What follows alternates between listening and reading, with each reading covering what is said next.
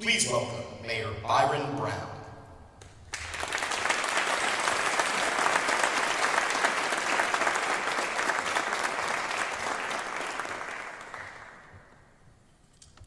Thank you for joining us to welcome Vice President Kamala Harris back to Buffalo.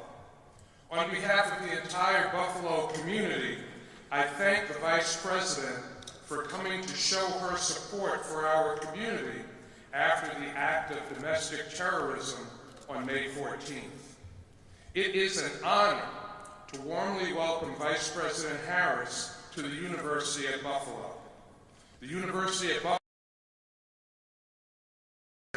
for coming to show her support for our community after the act of domestic terrorism on May 14th.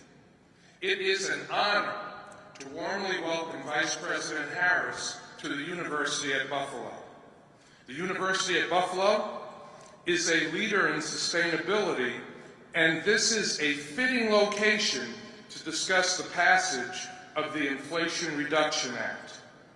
The Biden-Harris administration has been instrumental in supporting Buffalo's efforts to build an environmentally sustainable city.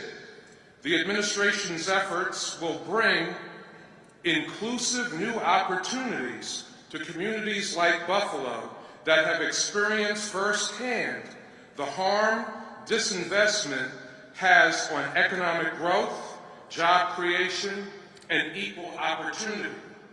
We have worked diligently over the past decade to address the climate crisis and prepare for the hazards it can bring to our region. We are taking meaningful action and building community resilience that will bolster Buffalo as a climate refuge and one of the best places to live in our nation. It is imperative that we continue to build a city that is sustainable and equitable for all of our residents. Again, thank you, Vice President Harris and the Biden administration for making these critically important investments that will improve America's quality of life.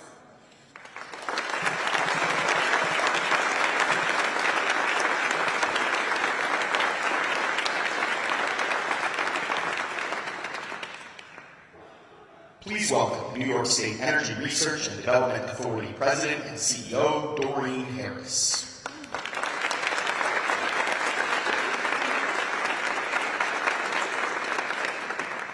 Good afternoon, everyone. Again, I'm Doreen Harris, President and CEO of NYSERDA, the state's clean energy agency. And I am thrilled to be here at the University of Buffalo as part of Vice President Kamala Harris's historic visit to New York and the Buffalo area. On behalf of Governor Hochul, I want to welcome the Vice President to the Empire State. Under Governor Hochul's leadership, New York is moving swiftly to implement our nation-leading climate and clean energy goals. And I was personally thrilled to join the President and the Vice President yesterday at the White House to celebrate the Inflation Reduction Act, a true game changer for a state like New York and for the country. Meeting the challenges of climate change requires an all-hands-on-deck strategy, wherein the federal government, the state, private sector partners, and of course institutions of higher learning work together to harness each of our respective strengths. And our work just got a huge shot in the arm. With the help of the Biden-Harris administration, the rapid deployment of renewable energy across New York will be accelerated by the Inflation Reduction Act, a clear signal the federal government is supporting New York's goals to decarbonize our economy. And I'm proud to say that New York is well on our path to achieve our goal of 10 gigawatts of distributed solar by 2030. And we are the top community solar market in the United States. More New Yorkers than ever have access to clean energy because of these goals, bolstered by federal support. We are going to use projects like these to lower our emissions in the fight against climate change, but also to achieve new green jobs of the future and private investment at the same time, and centering these projects in the communities in which they're hosted with a goal of cost-effective and responsible development. So as you can tell, I'm extraordinarily proud of New York's achievements, our leadership in advancing clean energy and climate solutions, and I want to thank the Vice President for coming here to the University of Buffalo. I look forward to all the progress we can and will accomplish together. Thank you.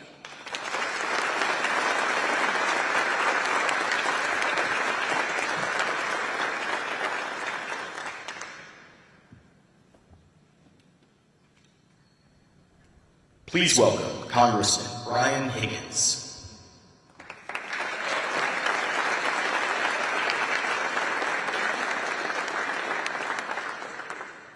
Well, this place filled up fast. Thank you, everybody, for being here. We're honored to have the Vice President here. As has been said by our great mayor, the Vice President was here 4 months ago.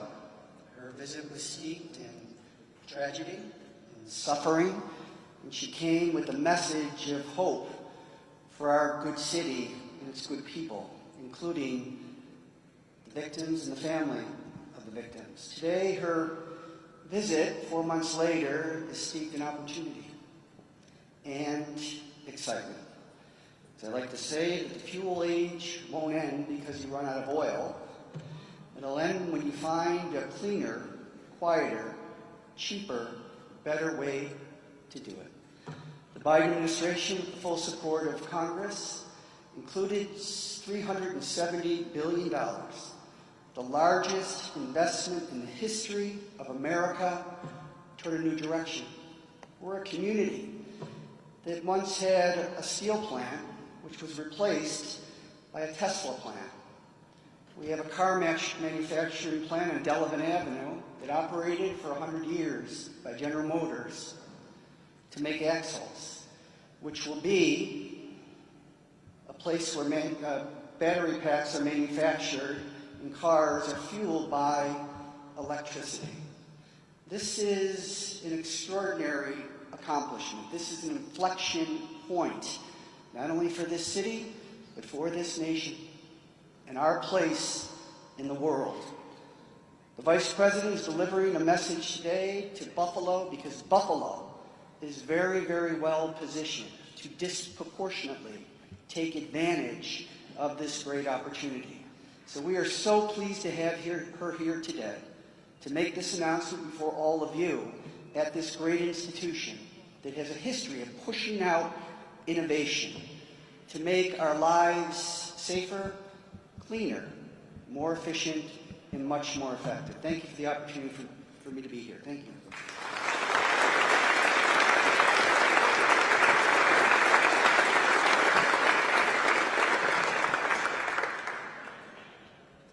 Please welcome Deputy Secretary of the U.S. Department of Energy, David Turk.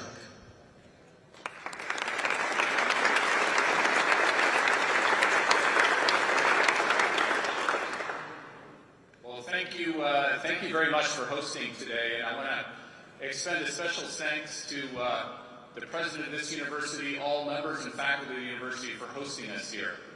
Representing the Department of Energy, along with our phenomenal Vice President Harris, and having had a chance to hang out with her a little bit this morning and interact with some students, it's just a pleasure and an honor for her to be our Vice President right now.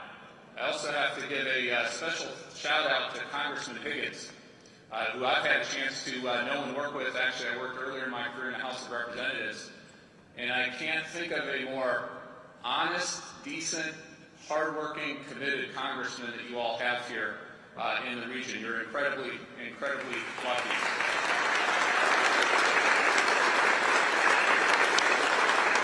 And thank you, of course, to Mayor Brown for hosting us in this beautiful city as well. Hopefully it's a good year for the Buffalo Bills.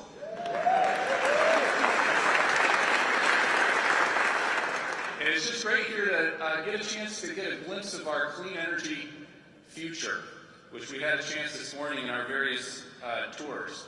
We've got some phenomenally bold, ambitious goals that the President, the Vice President, and the state of New York have put on the table. 2035, 100% clean electricity. Now, 2035 to some young people may seem like it's a long way out there. For those of us who've been around a little while, 2035 is not that far off. 100% clean electricity. 2050, net zero in all sectors, not just electricity, not just in transportation, in buildings and industry. Net zero 2050, that's not that far off. State of New York, incredibly bold and ambitious goals. 10,000 megawatts of solar, just distributed solar, not just the industry solar, distributed solar.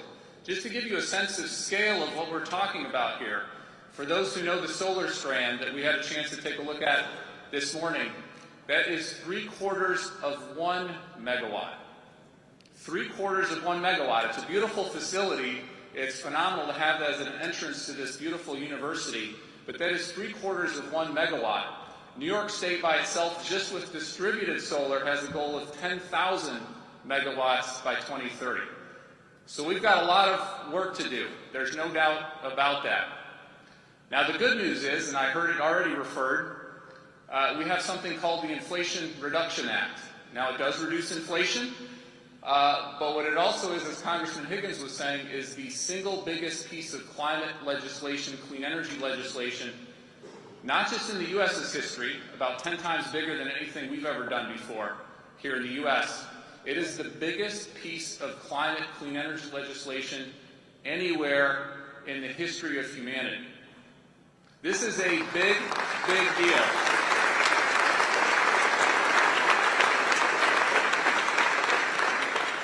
And we have to give credit where credit's due. A huge, huge thanks to our president, President Biden.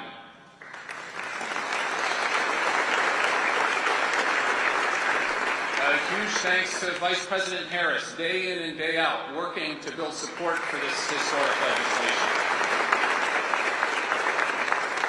And a huge, huge thanks to Congressman Higgins, all his colleagues in the Senate and the House who got this done. Now this is a game changer. This is 10 years of tax incentives for solar, for wind, for storage, for CCS, for those who know carbon capture and storage, for hydrogen, our hydrogen economy that we're building out. For technology after technology, 10 years of business certainty that investors, that companies can rely upon over a period of time. That is a big, big deal. On top of that, we've got, like we've never had before in this country, clean manufacturing incentives. So we're not just going to use a bunch of solar PV, a bunch of wind turbines. We're going to make it here in the U.S. We're going to build EVs here. We're going to build the batteries that go into those EVs here. These are game-changing incentives on the clean energy manufacturing side of things. Incredible, incredible achievement. We've got $100 billion just given to us at the Department of Energy. $100 billion. That is a lot of money even for a department as big as the Department of Energy. We're hiring up 700 new people to help administer those funds, just to give you a sense of scale. And this is jobs, jobs, jobs, and this is real-life transformation in communities like Buffalo. And I think that's the most exciting part of this, is what this is going to do to communities all across our country. And we're already seeing the impact. We're already seeing the announcement. It seems like every day there's a new announcement. First solar, $1 billion, solar PV manufacturing. Battery manufacturers, it seems like there's 2 or 3 a day these days coming out. $4 billion here, $10 billion here, $8 billion here to build out the batteries for our EVs and for the storage that we're going to need. I was meeting with a bunch of utility executives last week, and I can tell you, these are real-world business leaders, pragmatic folks. They're accelerating their timelines. They're shortening their timelines. They're getting ready to do the kind of deployment that we've never seen in our country, and you'll see more and more of these announcements all across our country. Now, because we're at a university and I see a lot of students, I have to make a special plea to those who are students, or those looking for a job, or looking for a new job. We're hiring, as I said, at the Department of Energy. We have something called our Clean Energy Corps. None of these tax incentives, none of this $100 billion just automatically goes out there. We need top-notch, quality folks, passionate folks, dedicated folks to come work at the Department of Energy. You can work elsewhere too. I suggest you work at the Department of Energy. I think it's a great place to work. Clean Energy Corps, energy.gov/Clean Energy Corps for those who are interested. And thank you again for having us all here today, and just looking forward to doing whatever we can to support University of Buffalo, Buffalo area, and New York State on its clean energy transformation. Thank you.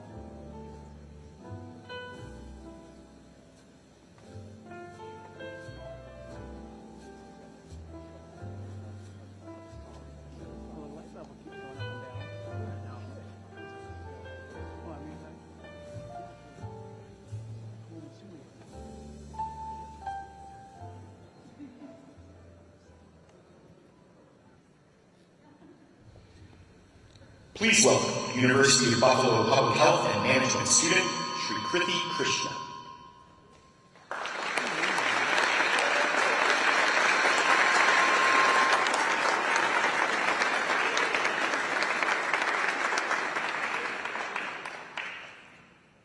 Good afternoon and welcome.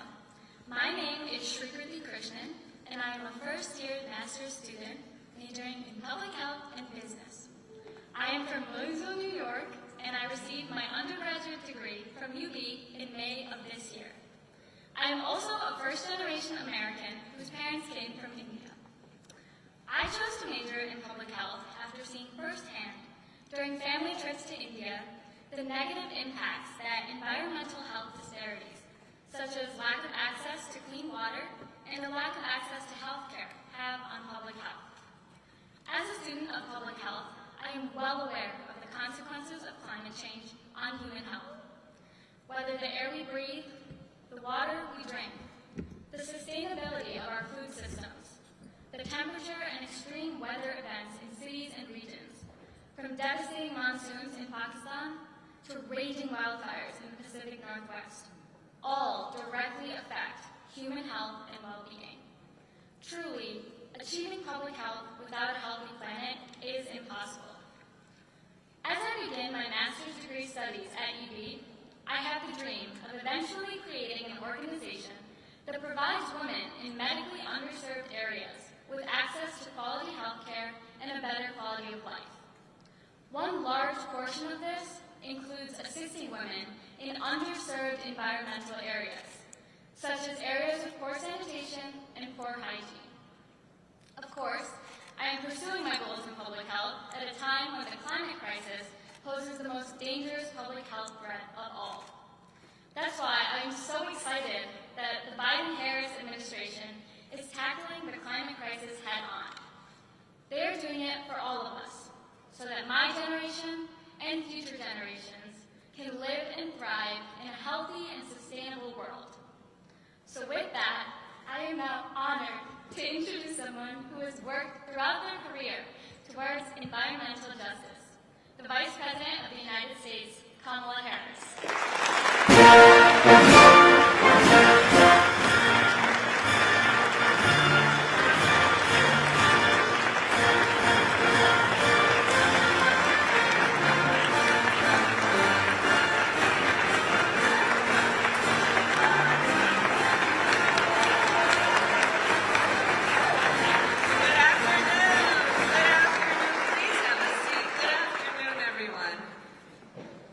She Shrikirti, you did such an excellent job. You inspire me. You inspire me, as do all of the students that I've met this afternoon, and of course the faculty and the administration for the work you are doing here. Mayor, it is good to see you again as well. And it is good to be back in Buffalo. And on the subject that is the reason for our convening this afternoon, I will tell you that the work that is happening here is very exciting and really a model for our country. When we choose to invest in the natural talent and invest in our future, and through young leaders, what we will be able to accomplish in terms of getting in front of the challenges we face, but also leading as a nation. So I want to thank everyone for welcoming us. President Tripathi, I want to thank you for welcoming us to the campus. To Congressman Brian Higgins, thank you for welcoming me back to your district. And it is good to be with so many young leaders, as I said. So when we think about where we are, I'll tell you, when President Joe Biden and I ran in 2020, I had the privilege to meet and speak with leaders from across our nation.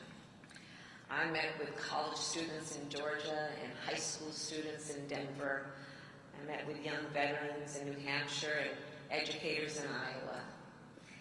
And as you can expect, the issues that were raised in those conversations were wide-ranging. Some folks wanted to talk about voting rights or mental health, and others of our young leaders wanted to talk rightly about gun violence and criminal justice and health care. And in these conversations, there was always one other issue, a single issue that came up every time, more than any other: the climate crisis. Meeting with the young leaders of our nation, it is front and center, on their minds, for good reason. To the young leaders, I say, in your lifetime, your generation has experienced your generation has experienced every one of the 10 hottest summers on record. You have seen your communities decimated by wildfires, flooded by hurricanes, and choked by drought. Here in Buffalo, you have watched as toxic algae has spread through Lake Erie. Your generation knows the threat of the climate crisis because you have lived it. And for your entire lives, thus far, you have seen our nation fail to act with the urgency this crisis demands. And one asks then, why? Well, I'll tell you. It is not because the science is unclear.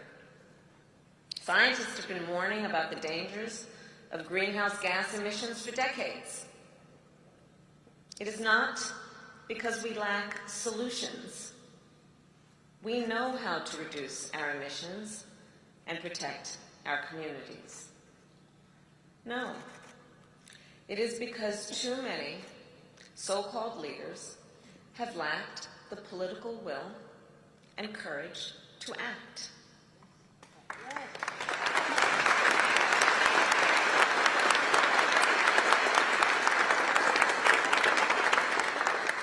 But in 2020, young voters turned out in record numbers.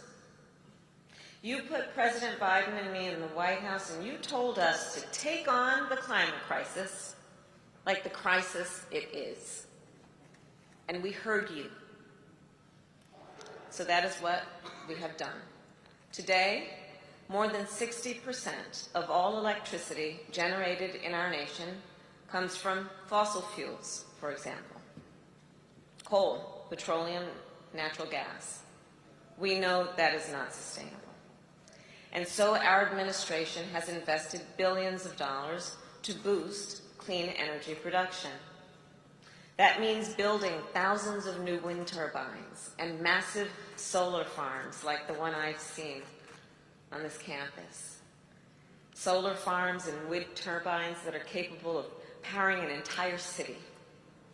And it also means giving families money to install solar panels on their homes so that all families can take advantage of solar power, including working families.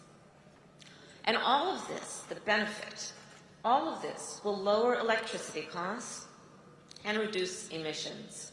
It will also create millions of good-paying jobs. Jobs for STEM students, like those I met with today, who will design the next generation of clean energy technology. And jobs for all the people who will build and install and repair our clean energy infrastructure. And to take advantage of this surge in clean energy production, our administration is giving families thousands of dollars to weatherize their homes, which includes up to $8,000 to upgrade their HVAC system from gas to an electric heat pump. Again, that means cleaner air and cheaper energy bills. And it lowers emissions for our nation. And we are not stopping there. As many of you know, the transportation sector is our nation's single largest source of greenhouse gas emissions. Every year, gas-powered cars and trucks and buses contribute millions of tons of carbon dioxide and toxic air pollution. But there is a solution to this problem: electric vehicles, electric cars and trucks and buses, which produce no tailpipe emissions. And they are cheaper to own and safer for our communities, since they do not produce toxic fumes that increase the risk of respiratory illness. That is why our administration has invested billions of dollars to help our nation go electric. That means electrifying public transit vehicles and school buses. That means reducing the price of new and used electric cars and trucks by thousands of dollars, so that more working families can afford to make the switch. And that means building a national network of electric vehicle chargers, 500,000 in total. And this, too, will create jobs. In fact, General Motors recently announced they will be upgrading their factory in Lockport, just up the road, to manufacture parts for electric cars. And UB, the challenge that we face also requires us then to address another truth. While the climate crisis touches all communities, it does not do so equally.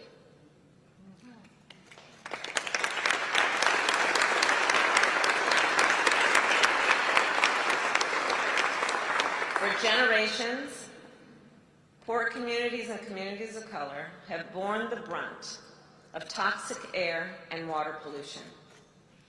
As the former district attorney of San Francisco, I created that city's first environmental justice unit. And I continue to fight as Attorney General and as United States Senator and now as Vice President, knowing we must address the issue of equity. President Biden and I are clear.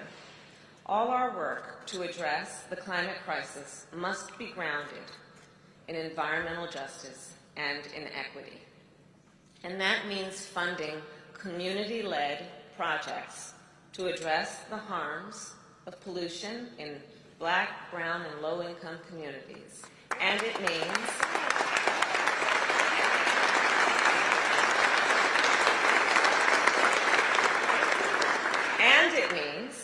holding polluters accountable when they poison our air, our water, and our soil. It means connecting families in rural communities and Indian country with affordable, reliable, clean electricity.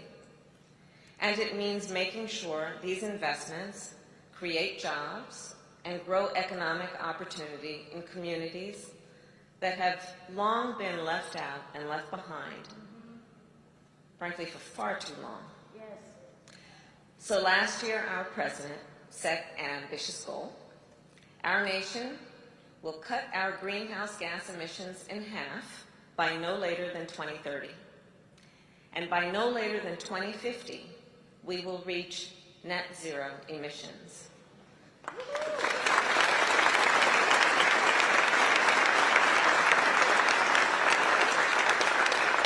Today, I am proud to report that because of the work that we have all done together, and because of the victories we have thus far won, our nation is on track to meet those goals.